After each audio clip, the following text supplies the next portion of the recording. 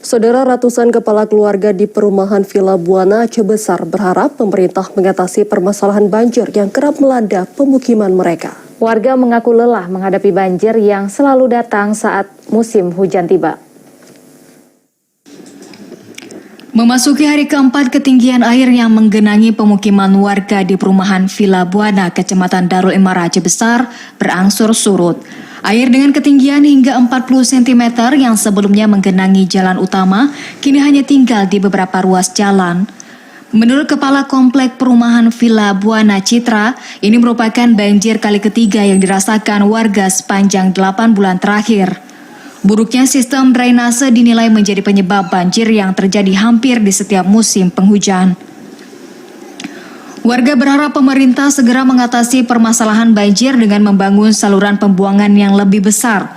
Solusi ini dinilai efektif mengatasi banjir karena akan mengaliri dengan cepat ke tempat semestinya. Harapan kita semua dari warga pada stakeholder atau pemerintah dapat membantu pemulihan ini.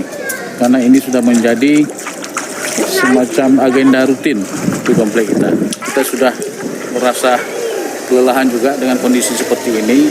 Kita mengharapkan pemerintah ada perhatian khusus agar kami tidak lagi dilanda musibah banjir. Komplek perumahan ini memang menjadi langganan banjir di setiap musim penghujan.